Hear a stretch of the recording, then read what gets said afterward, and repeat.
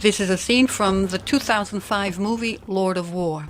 There's nothing more expensive for an arms dealer than peace. Truce? What do you mean truce? The guns are already on their way. Peace talks. All right, forget it. I'll reroute the shipment to the Balkans. When they say they're going to have a war, they keep their word.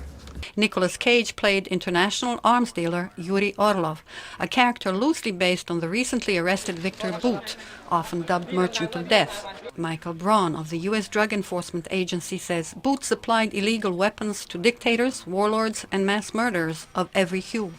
These are the folks that provide the arms to the potpourri of world scum, so that they can overpower and dominate the weak around the world. Braun, the agency's chief of Special Operations Unit, ran a 4-month sting operation leading to Bout's arrest in Thailand early in March. He says 41-year-old Viktor Bout eluded the law for years, thanks to his many passports, different identities, and the support he enjoyed from those in power.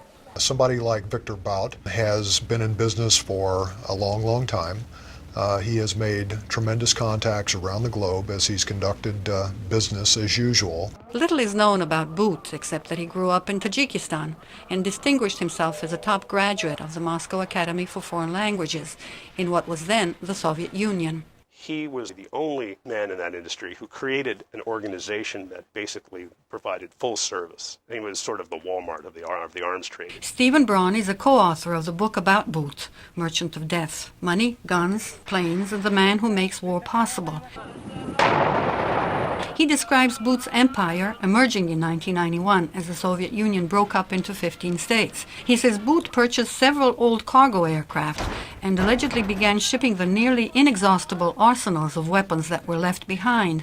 Bout is suspected of sending small arms, artillery, missile launchers, attack helicopters, and millions of rounds of ammunition all over the world.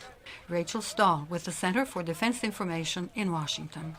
I think the reality is that arms dealers like Viktor Bout sell for profit, and so they will sell to anyone and everyone that's willing to pay the price for the weapons. And the author Braun says that Bout started by selling weapons to countries under UN arms embargo, that his first clients included the Taliban in Afghanistan in the early 1990s.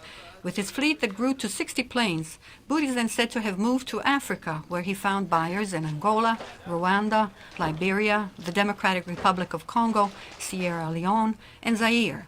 Stoll asserts Western nations were duped by Bout. The United States and the United Kingdom have admitted that they've inadvertently used Bout's companies to transport cargo and supplies and materials to Iraq, for example. There are other governments that would use Viktor Bout when they don't want to get their hands dirty. And then there are groups who can't just simply go to a government and say, "Hi, would you please sell us some weapons?" In 2002, Bout turned up in Moscow. Some arms trade experts say that he could tell law enforcement much about the Russian arms trade, about groups he recently armed, from Hezbollah to the Islamic Courts Union in Somalia, and about his Western-funded cargo flights to Iraq.